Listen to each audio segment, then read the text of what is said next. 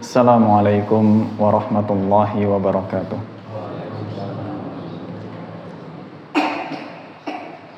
Alhamdulillahi rabbil alamin. Hamdan katsiran tayyiban mubarakan fih kama yuhibbu rabbuna wa yardah. Wa ashhadu an la ilaha illallah wahdahu la syarika lah. Wa ashhadu anna Muhammadan abduhu wa rasuluh. Sallallahu alaihi wa ala alihi wa ashabihi wa man tabi'ahum bi ihsanin ila yaumiddin wa sallama tasliman katsira, amma ba'd. Kaum muslimin dan muslimat rahimani wa rahimakumullah, kita panjatkan puji dan syukur atas kehadirat Allah Subhanahu wa taala pada kesempatan malam hari yang berbahagia ini. Dengan taufik dari Allah Subhanahu wa taala, kita diberi kesempatan untuk bisa berkumpul, dan mudah-mudahan pertemuan kita di kesempatan malam hari ini pertemuan yang diberkahi oleh Allah Subhanahu wa taala. Kita tentunya memohon di kesempatan ini semoga Allah Azza wa Jalla mencurahkan untuk kita ilmu yang bermanfaat, yang semakin mendekatkan kita kepada Allah, menambah iman dan takwa, menambah rasa takut kita kepada Allah Subhanahu wa taala, mengingatkan dengan apa yang disampaikan oleh sahabat Abdullah ibnu Mas'ud radhiyallahu taala anhu, laisa al-ilmu bi kathrati ar-riwayah, innamal ilmu al-khasyah. Ilmu itu tidak ditunjukkan dengan banyak berbicara, tapi ilmu itu ditunjukkan dengan rasa takut kepada Allah Subhanahu wa ta'ala. Ya, maka kita kan punya peribahasa ya, tong kosong nyaring bunyinya ya. Maknanya kan kalau orang yang tidak berilmu itu justru banyak ngomongnya ya. Kalau yang berilmu itu lebih takut untuk berbicara ya, lebih takut untuk berbicara. Maka semoga ilmu yang Allah berikan di kesempatan malam hari ini, ilmu yang menambah rasa takut kita kepada Allah. Tidak lupa salawat teriring salam semoga senantiasa tercurah untuk Nabi kita Muhammad sallallahu alaihi wa ala alihi wasallam, juga untuk seluruh keluarga, para sahabat dan para pengikut yang istiqomah dalam mengikuti tuntunan Nabi alaihi salatu wassalam hingga akhir zaman. Bapak dan Ibu rahimani wa rahimakumullah, tidak lupa juga saya mengucapkan jazakumullahu khairan, terima kasih yang sebanyak-banyaknya tentunya kepada takmir, juga untuk jamaah secara umum yang sudah mempersilahkan dan memberikan kesempatan. Ini tentu pertama kali nggih saya kalau datang ke sini sudah beberapa kali sholat. Tapi untuk duduk di hadapan Bapak Ibu semuanya ini baru kesempatan yang pertama di Masjid Baitul Jannah. Betul ya? Kalau saya salah tolong diluruskan. Nah, semoga ini menjadi silatu al-ukhuwah, bisa menyambung persaudaraan antara kita semuanya dan menambah keberkahan tersendiri untuk hidup kita. Bapak dan Ibu rahimani wa rahimakumullah, pada kesempatan malam ini kita ingin saling mengingatkan lagi dan ingin saling menasehati, yang tentunya ini untuk diri saya sebelum untuk yang lainnya, tentang masalah keutamaan mencari ilmu agama ya, keutamaan mencari ilmu agama. Karena insya Allah kan kita semua hadir di sini kan tujuannya untuk cari ilmu. Insya Allah seperti itu ya, untuk mencari ilmu. Nah, kenapa kita cari ilmu? Saya awali dari sebuah peristiwa sederhana ya, yang dialami oleh Imam Asy-Syafi'i rahimahullahu ta'ala ya. Jadi diceritakan suatu ketika Imam Syafi'i itu dibelikan budak perempuan ya, dibelikan budak perempuan. Ini zaman dulu ya, zaman dulu kan ada budak ya. Budak perempuan itu ya, kalau sekarang kan tidak ada perbudakan, walhamdulillah ya, karena sudah memang sedikit demi sedikit di dalam Islam itu perbudakan dihilangkan. Budak itu dulu kalau dimiliki oleh tuannya ya, oleh majikannya, nuwun sewu, itu boleh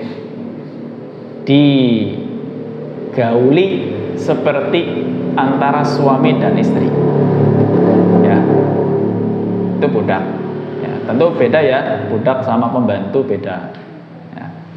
Kalau budak itu boleh didatangi seperti seorang suami mendatangi istrinya. Nah, ceritanya disebutkan ya, ishtara ashabus Syafi'i lahu jariyah. Teman-temannya Imam Syafi'i itu membelikan seorang budak untuk Imam Syafi'i, untuk menemani ya, menemani hidup, tapi dibelikan budak. Falamma kana al-lail aqbala 'ala ad-darsi wal jariyatu tantadhiru ijtima'ahu ma'aha. Ketika di malam hari, malam pertama ya, di malam pertama Imam Syafi'i itu sibuk belajar ya, sibuk belajar. Budak wanitanya ini nunggu ya, nunggu momen waktu untuk bisa kumpul bareng dengan tuannya, yaitu Imam Syafi'i ya. Nuwun sewu kalau ungkapan kita ya, niku sampun nyanding ya, sudah nyanding. Falam yaltafit ilaiha, Imam Syafi'i tidak melengos sama sekali, melirik pun tidak ya.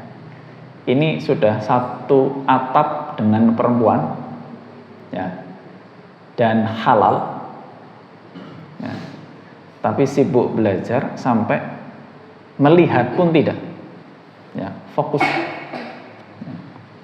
Kayak orang lagi WA-an, fokus nggak Bang? Ya kan? Fokus banget kan? Kadang-kadang saking fokus diundang orang krungu ya, diundang bojone wis ora krungu ya, saking sibuk ber-WA ria dengan temannya. Apalagi kalau grupnya rame, Masya Allah. Syafi'i sibuk belajar, tidak sampai melihat budaknya. Falamma asbahat sarat ilan nakhas. Ketika di pagi hari, budak perempuan itu mendatangi juragan budak ya. Nakhas itu orang yang kerjaannya memang jual beli budak. Wa qalat habasuni ma'a majnun. Budak tadi, perempuan tadi ngadu, bahasa Jawane wadul ya, ngadu, ke orang yang sudah menjual dia mengatakan ternyata orang-orang yang membeli saya itu sudah mengurung saya bersama dengan orang gila. Siapa yang dimaksud orang gila sini? Syafi'i. Ya. Wanita tadi mengatakan saya dikumpulkan, dikurung bareng sama orang gila ternyata. Ucapan budak ini terdengar oleh Imam Syafi'i. Ya, terdengar oleh Imam Syafi'i dan dia tahu yang dimaksud oleh orang gila oleh si budak tadi adalah dirinya, Imam Syafi'i itu. Ya. Baru ketika mendengar apa yang disampaikan oleh budak tadi, Syafi'i mengatakan al-majnunu man arafa qadral ilmi thumma dhayya'ahu aw tawani fihi hatta fatahu. Ya, beliau tegaskan, yang gila itu, yang gila itu kata Syafi'i, orang yang mengetahui agungnya kedudukan ilmu, tapi justru disia-siakan atau bermalas-malasan sampai kehilangan banyak ilmu. Ya. Itu kata siapa? Syafi'i. Orang gila kata Syafi'i itu orang yang mengetahui agungnya, ya, mulianya kedudukan ilmu, tapi disia-siakan atau bermalas-malasan. Ya mudah-mudahan kita tidak jadi orang gila. Ya. Orang yang sudah tahu, ya, nun sewu ya, kadang-kadang Pak, Bu, kalau orang melewatkan kesempatan emas, ya, kesempatan emas yang sudah di depan mata, dan kesempatan ini kesempatan duniawi. Contoh, ya, ditawari pekerjaan enak bergaji tinggi misalnya, ya, pekerjaan enak, kedudukan tinggi, gajinya besar, ya, kok enggak mau? Ya, saya yakin kalau sampai terdengar oleh banyak orang, ya, ada orang ditawari pekerjaan enak, gajinya besar, kedudukannya tinggi, enggak mau. Orang-orang kan mengatakan bodoh temen, gitu ya. Kalimatnya kurang lebih begitulah, ya. Bodoh temen, sudah enak-enak, ya, dikasih kedudukan tinggi, nggak perlu repot, tapi tidak mau. Seperti itu gambaran kurang lebih. Ya. Sudah tahu ilmu ini, ya, nantinya yang mengangkat kedudukan kita di hadapan Allah Subhanahu wa Ta'ala, tapi tidak mau mencari ilmu. Ya. Nah, permasalahannya adalah kayak tadi Imam Syafi'i, kenapa kok bisa sampai segitunya? Ya, sampai segitunya beliau itu tidak melengos. Ya. Sampai segitunya fokus untuk cari ilmu, bahkan tidak tergoda sama sekali dengan budak yang sudah disediakan. Ya. Itu karena tentunya seorang ulama itu mengerti betul, ya, bahwa yang sedang dihadapi, ilmu yang lagi dicari itu mahal. Ya. Ilmu itu sesuatu yang mahal. Tidak mau sampai ketinggalan. Kita insya Allah Bapak dan Ibu yang dirahmati Allah, bukan masalah kita tahu atau kita tidak tahu keutamaan atau kemuliaannya ilmu. Insya Allah kalau tahu, banyak di antara kita yang tahu masalah keutamaannya ilmu agama, yang nanti insya Allah beberapanya disebutkan. Tapi yang lebih penting itu bukan sekedar tahu. Okay. Bukan sekedar tahu, Tapi yang diharapkan itu adalah yakin. Ya. Kalau cuma sekedar tahu gampang Pak.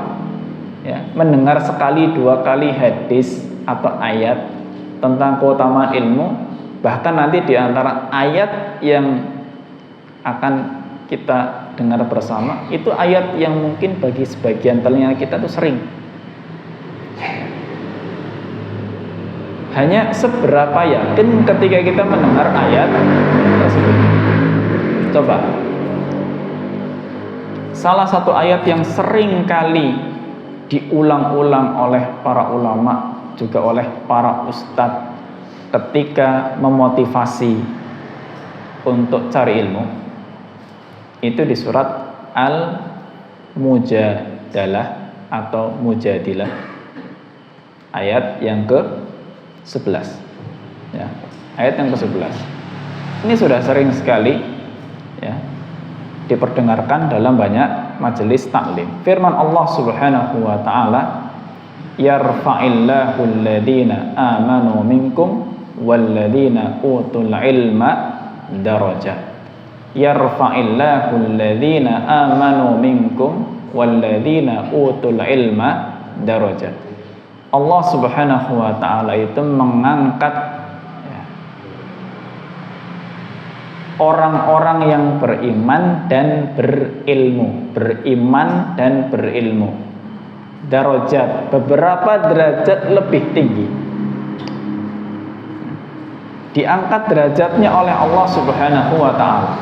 Nah, terus kalau sudah dengar ayat begini, tinggal tanya kepada diri kita, rasanya opo gitu setelah mendengar ayat ini. Ya. Kita membayangkan ditinggikan derajatnya oleh Allah Subhanahu wa taala itu istimewa apa enggak?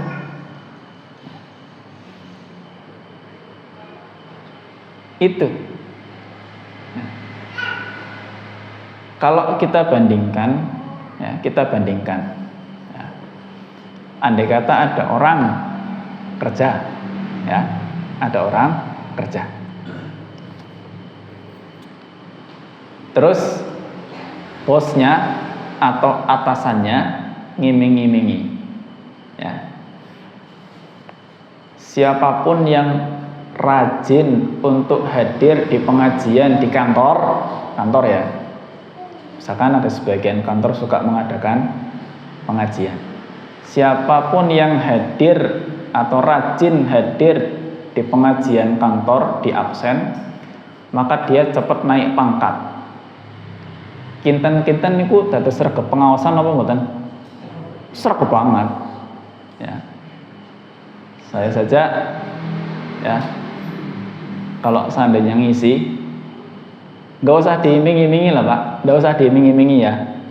Pengajian di kantor itu, kalau kepala kantornya ikut hadir saja kepala kantornya, karyawannya yang ngaji banyak. Padahal tidak ada iming-iming apa-apa, ya toh? Tidak ada iming-iming apa-apa, mung jalaran rikuh, ya kan? Masa nu kepala kantornya ngajinya orang belum ngaji, ya. Padahal tidak ada iming-iming.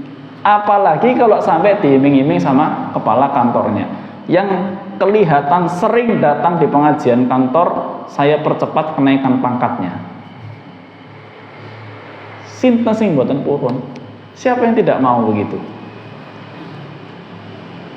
Perkaranya, ucapan kepala kantor itu bisa lebih sakti daripada firman Allah Subhanahu wa ta'ala. Itu yang jadi masalah. Ya. Mendengar ayat Allah belum tentu rasa semangatnya muncul. Ya. Dinaikkan pangkatnya oleh Allah Subhanahu wa ta'ala, biasa baik. Ya. Tapi dinaikkan pangkatnya sama atasannya, semangat.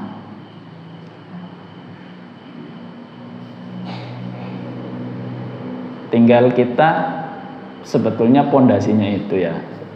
Ketika mendengarkan ayat dan hadis Nabi alaihi salatu wassalam tentang masalah kemuliaan ilmu, keutamaan ilmu, Itu kita dari awal memang harus punya pondasi bahwa kita mengagungkan Allah Subhanahu wa taala. Ya. Kalau pondasi itu belum dapat, kita mau dengar ayat, mau dengar hadis ya rasanya biasa-biasa saja. Rasanya biasa-biasa saja. Kenapa sampai diangkat derajatnya oleh Allah Subhanahu wa taala? Sebetulnya kita itu tidak menyadari, tidak banyak menyadari ruginya orang yang tidak cari ilmu sedari awal. Ya. Tidak menyadari ruginya orang yang tidak mencari ilmu dari awal.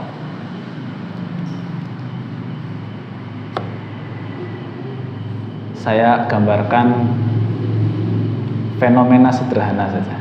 Ya, nuwun sewu, saya tidak bermaksud untuk menyakiti hati siapapun. Ya, cuma kadang-kadang zaman sekarang kan ada istilah nuwun sewu, istilah baper ya Pak.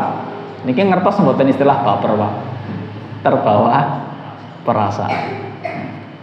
Tapi nek sanjange para yai niku pengawasan niku kudu terbawa perasaan Pak. Kalau tidak terbawa perasaan mboten ngaos mangke. Karena pernah saya sampaikan ini ya di suatu khutbah, ya rampung-rampung khutbah, ya saya langsung didatangi sama takmirnya, Ustadz panjenengan harus tanggung jawab. Loh, kenapa? Itu ada jamaah yang nangis katanya. Loh, itu salah saya kalau nangis ini. Ya, tapi kan saya nggak bermaksud untuk membaperi siapapun ya. Apa fenomenanya? Ngapunten sekali. Tidak sedikit di antara orang itu yang baru bisa sholat ketika sudah dewasa. Ya. Baru sadar pentingnya sholat 5 waktu ketika nuwun sewu sudah usianya puluhan tahun. Kan tidak sedikit yang seperti itu. Tidak sedikit yang nuwun sewu sekali baru bisa baca Quran itu setelah pensiun. Ya. Kenapa saya mengatakan begitu? Karena saya juga pernah ngajar baca Quran untuk para pensiunan. Apa yang dirasa oleh mereka?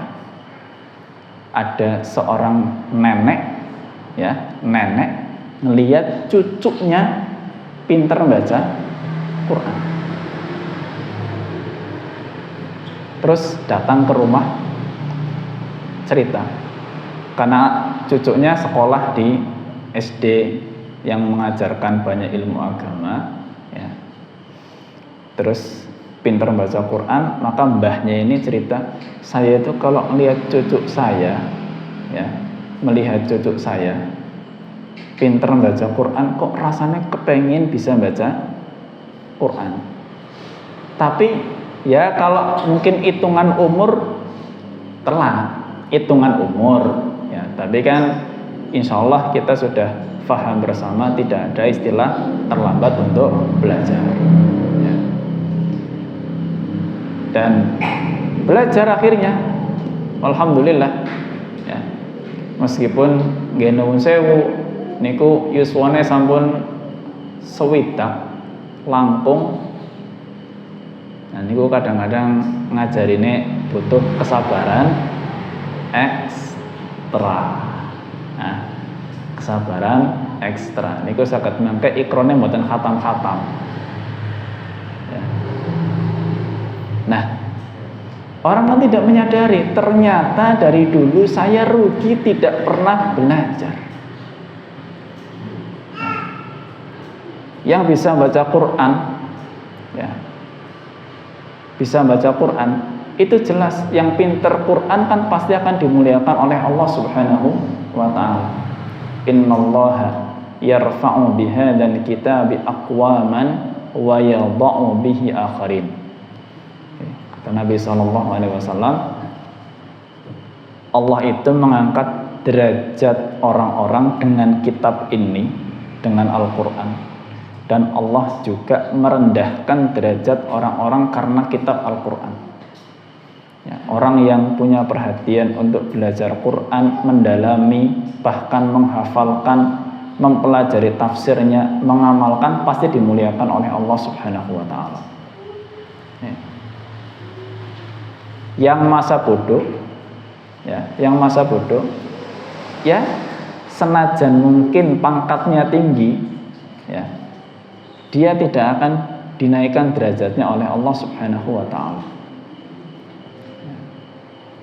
Karena derajat di sisi Allah Subhanahu wa Ta'ala itu memang tidak kelihatan dari masalah badan, dari masalah baju. Kalau pangkat dunia kan kelihatan. Kalau militer, pangkat tingginya akan kelihatan dari jumlah bintangnya, gitu kan? Ya. Kalau mungkin di instansi-instansi yang sipil, ya pangkatnya juga ada tandanya kadang di bajunya, atau mungkin banyak indikatornya, kendaraan kantornya bagus, kan begitu, ya, rumahnya bagus. Kenaikan pangkat dari Allah Subhanahu wa Ta'ala itu tidak nampak dari masalah baju, tidak nampak dari masalah penampilan. Tapi di mana itu? Di hatinya manusia.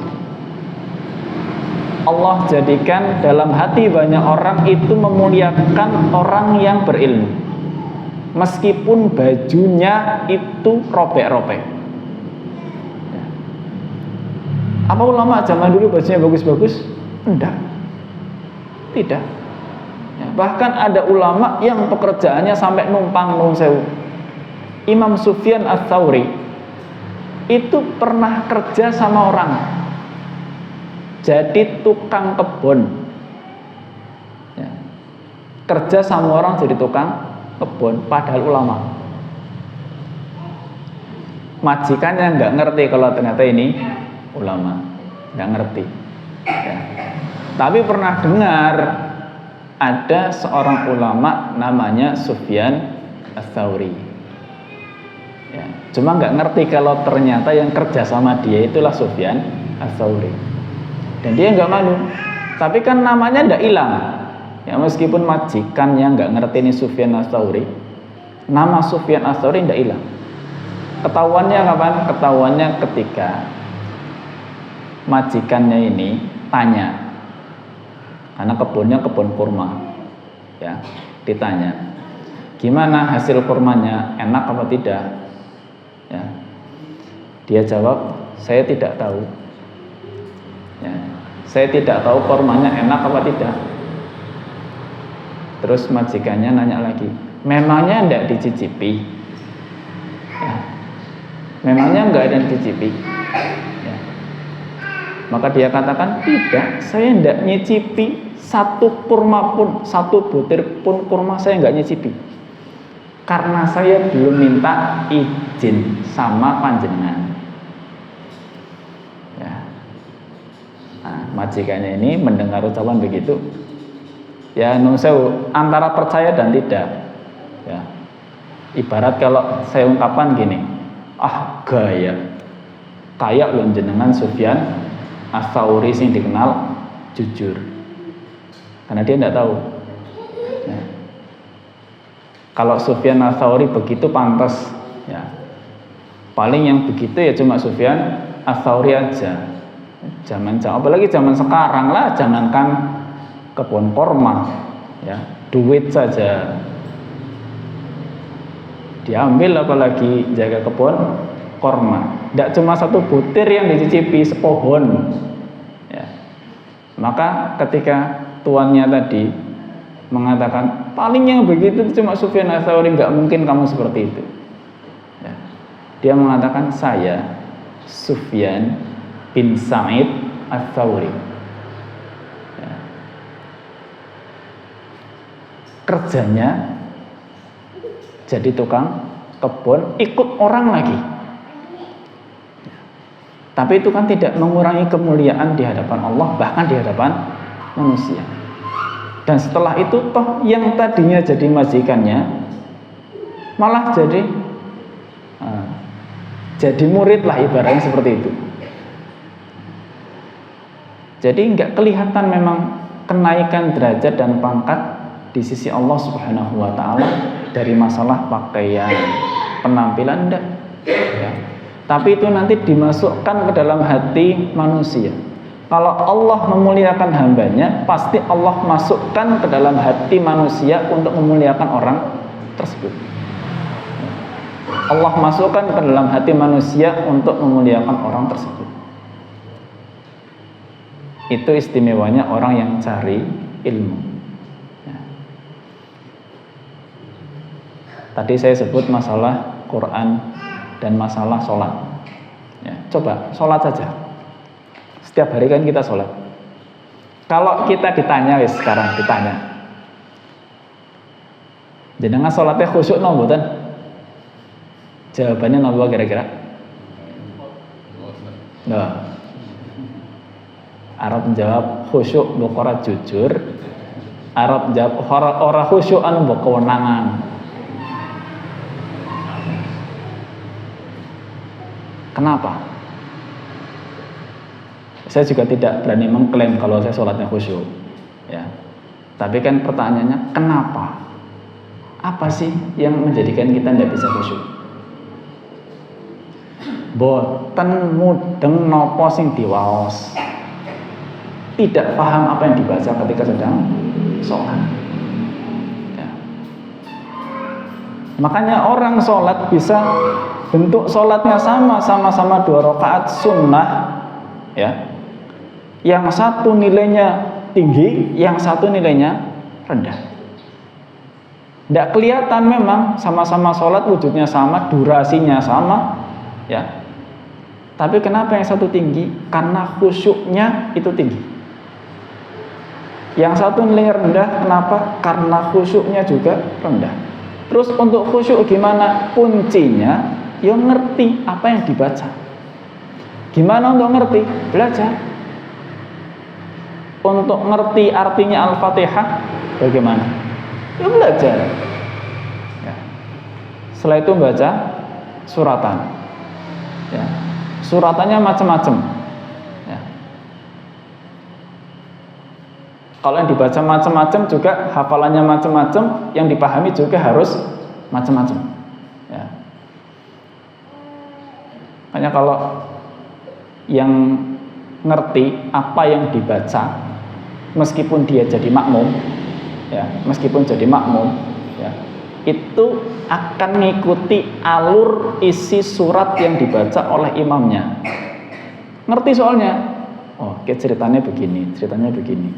Makanya khusyuk, nggak kerasa, panjang pun nggak kerasa. Kenapa? Karena ngikuti terus. Oh, ceritanya begini, terus. Nah, sing biasanya mandan kesel sikile niku, sing mandan todek taklak-taklek doswet temen ke ya ora mari-mari salate. Nah, niku sing pancen mboten paham. Ya kan? Karena apa? Cuma mendengarkan saja.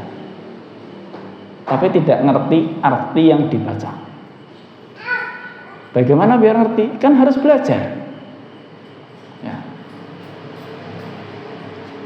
Dzikir, ruku dan sujud. Ya. Subhana rabbiyal azim, subhana rabbiyal a'la. Terus duduk di antara dua, sujud, rabbik firli dan seterusnya. Dari takbiratul ihram sampai salam. Ya. Coba kalau semuanya difahami artinya, insya Allah sholat itu konsentrasi. Ya. Insya Allah sholatnya konsentrasi.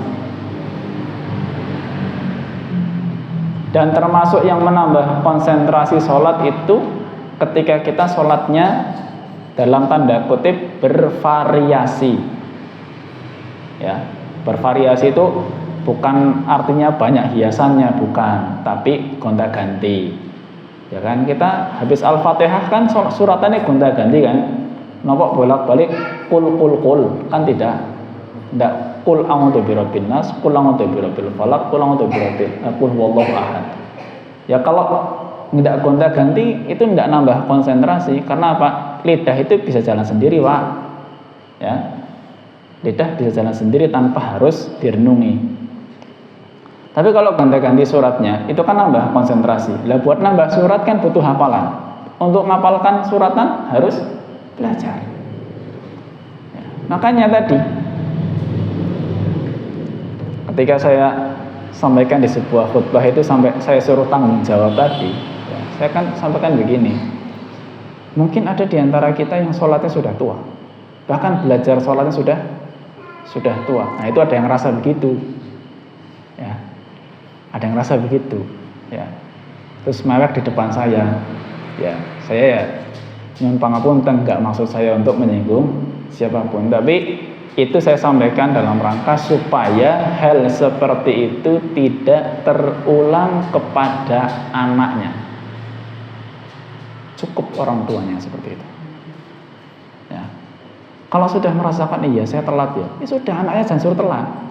Itulah. Dan kita pun nggak ada kata terlambat, belajar terus. Ya, belajar terus.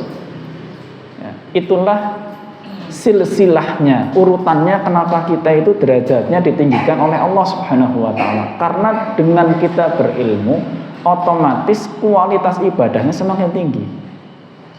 Ya. Kualitas ibadahnya semakin tinggi. Kualitas ibadah tinggi, pahalanya banyak. Orang yang pahalanya banyak itulah yang nanti derajatnya tinggi di hadapan Allah. Ditambah lagi kalau orang itu bisa mengajarkan ilmunya. Ya. Guru TPQ Pak, itu jangan diremehkan. Guru TPQ hanya mengajarkan Iqra 1 saja. Iqra 1 itu kan halaman terakhir kan Epta begitu ya. Kalau yang ngajar Iqra atau mungkin belajar Iqra, halaman terakhir itu Epta. Eptanya apa? Abata saja kha sampai ya. Terus dibalik lagi, ya sampai alif. Ilmu cuma huruf hijaiyah alif sampai ya dipakai sama santrinya untuk baca Quran. Ketika santrinya baca Quran mendapatkan pahala, ya, satu hurufnya 10 kali lipat. Itu nyiprat sampai ke guru TPQ-nya yang cuma ngajarkan alif sampai ya. Sehurufnya 10 kali lipat, ya kan? Sudah berilmu, ngamalkan ilmunya untuk membaca Quran, terus diajarkan kepada santrinya, santrinya pintar baca Quran, gurunya dapat pahala ketika dia baca Quran, dan plus dapat tambahan pahala ketika santrinya baca Quran. Kan pahalanya banyak. Yang pahalanya banyak itulah yang kemudian dimuliakan oleh Allah Subhanahu wa taala. Ya. Cuma sekarang kalau ditawari jadi guru TPQ, kira-kira banyak yang mau atau banyak yang mau? Nah ini kok masalah.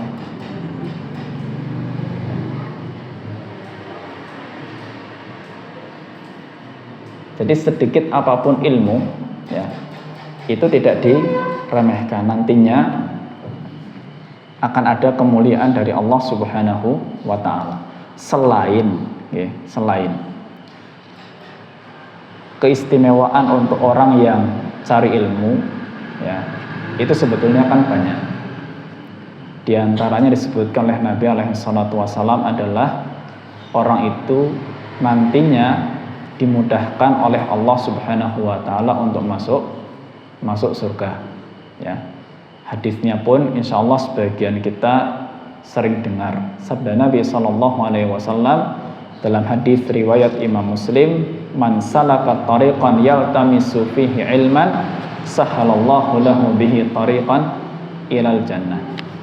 Orang yang menempuh perjalanan untuk cari ilmu, jalan untuk cari ilmu, maka Allah Subhanahu wa taala bayar, Allah ganti perjuangannya itu dengan memberi kemudahan untuk nanti jalan menuju surga.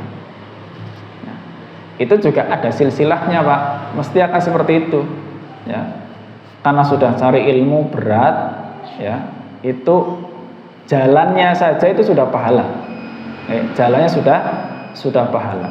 Cari ilmu, ilmunya diamalkan, pahala, ya. Diajarkan, pahala lagi. Ya jelas orang yang pahalanya banyak, masuk surganya semakin gampang. Nah, begitu urut-urutannya. Nah, jadi intinya, ya, cari ilmu itu dan diamalkan plus diajarkan, itu akan numpuk pahala, ya, akan numpuk pahala. Ditambah satu lagi, sudah isya, sudah bel ya isya. Satu lagi, orang yang cari ilmu, ya, dan memang mendapatkan ilmu, dia akan didoakan bahkan oleh hewan-hewan yang ada di bumi. Hewan-hewan yang di bumi mendoakan orang yang berilmu, seperti yang disebutkan oleh Nabi SAW dalam hadis riwayat Imam At-Tirmidzi, innallaha wa malaikatahu wa ahlas samawati wal ardi hatta namlah fi juhriha wa hatta al-hut la yusalluna ala muallimin nasal khair. Sesungguhnya Allah dan para malaikat, penduduk langit dan bumi, ya, lihat, Allah, malaikat, penduduk langit dan bumi, bahkan sampai semut yang ada di lubang dan ikan yang ada di laut, semuanya mendoakan orang-orang yang mengajarkan ilmu yang baik, ya. Mendoakan orang yang mengajarkan ilmu.